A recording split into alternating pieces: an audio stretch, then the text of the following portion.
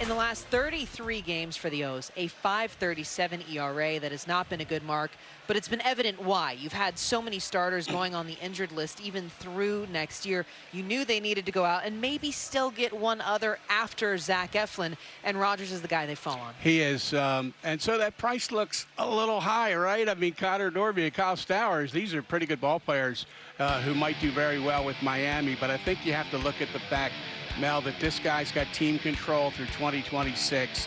So the more control, that brings the price up. So the pitch mix is good. He's not a hard thrower, 92 on the fastball.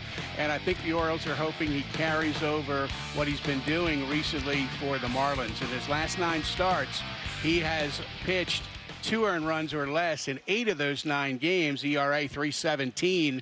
And so that's what they're hoping for. They're hoping they're getting a guy on a roll, trending up. His last start was Friday. He pitched well in that one. Next day to go, could be tomorrow. I don't know if he'll go that soon for the Orioles, but pretty soon, maybe early in that Cleveland series. So they like what they got, and I think Oriole people who really appreciate Connor Norby and Kyle Stowers are happy that those 2 kids will have a chance. They both now had over 1,000 AAA plate appearances. They're hoping their time has come and that it's going to come in Miami. And I love that you mentioned that, because that was my initial thought. These are really good guys. You and I both saw how easy they were to work with time and time again. They were always down for a quote, a little chat, whatever it was. And they were great on the field too, but they get a chance now, which is so deserved, to really go out there in a thinner roster in Miami to be that everyday guy. So we're wishing the best of luck to both Connor Norby and Kyle Stowers, 2 fantastic guys who came up through the Orioles farm system. Now we take a look at the rest of this rotation and how things shape up. You know that you've got Corbin. He's going to be your ace through all of this. Grayson, Dean, Suarez. Where are we looking at now that Eflin and Rogers slot in? Well, I think we're going to have to see over time. Brandon Hyde wasn't ready yet to tell us exactly how this is all going to shake out because, the deadline wasn't completed at the time we interviewed him.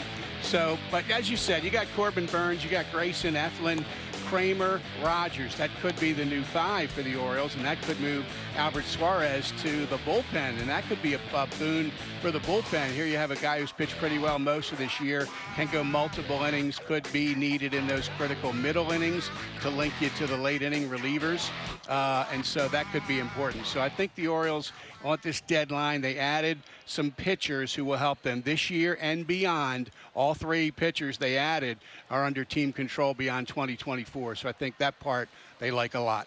What is your favorite aspect of this? Because I think when we started this year, knowing Corbin Burns was coming here, it was, okay, well, what do we do next year?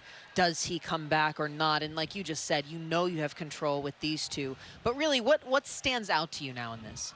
Well, it's just going to see how things shake out the rest of this season.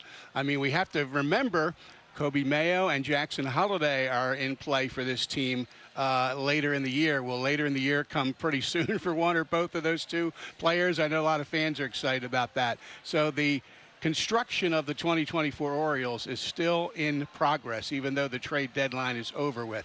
They have got a great farm. They didn't trade any of the big premium guys, as we now know, unless something breaks here, after the 6 o'clock hour. And they kept all their top guys. They added some pitchers for this year and beyond. And again, Jackson and Mayo both could impact this team before the year is out. Well, and let's go ahead and get to Jackson and Mayo. Now, earlier today, there were some lineup changes for Norfolk. We should note that that is a suspended game. It's not a regular situation. To what we have heard, and heard a couple days prior, is that Jackson is staying in the Orioles system. It's too big of a guy to give up, really, for anybody, especially when the stakes start to get a little higher for Detroit's Tarek Skubal. But you look at this farm system, and you've got to feel like it's still just as healthy. Well, we know Jackson Holliday struggled badly in that earlier stint in Baltimore, but when I talk to people around baseball, scouts, I talk to people who are prospect analysts, they are not soured on this kid even the slightest bit. The talent is still there. The makeup is still there. The kid can run. I mean, he's a 5-tool talent. So he was not going to be the first kid who came up and struggled and had to go back. Grayson had to do it. Others have had to do it. Kowser had to do it. So in time, and maybe it's going to come sooner than later, we're going to see this kid impact the Major League team again. And so, as I just said, the construction of the 2024 Orioles is a work in progress, and one of the best prospects in baseball may be on deck Jackson Holliday, and Kobe Mayo is another, and Samuel Basayo is really playing well at Double-A. You know, so his time is coming. Probably not this year, but maybe next year. And this is remarkable. I mean, truly, hats off to the entire scouting department and all of the guys involved in player development, because you're talking about guys who could come up and impact this year in a competitive team. That almost never happens if someone is going for a title. It's usually mixing in some older guys, not trying out their prospects, but it just tells you how solid and really undeniable they've been to make an impact. Well, the other thing that's happened to the Orioles, Mel, and most teams don't experience this, they have had prospects blocking prospects. So now Stowers couldn't even get here because you got young guys like Kauser and Kerstad here. Now Stowers might get a chance in Miami. And, you know, Norby, he really played well in the field a couple days ago. He looks like a much improved player. He may take off there. But this club, even without him, still has Kerstad, still has Mayo coming, still has Gunnar, still has Westberg. I mean, they're loaded with a lot of young talent. So that's a great, enviable position to be in. Now the Orioles have to turn it on in the win-loss column and get this ship pointed back in the right direction. We'll certainly see if they can do that. Again, for all things, and especially diving into the prospects and everything going on at the trade, our MASNsports.com's own Steve Melewski here to break it down with us.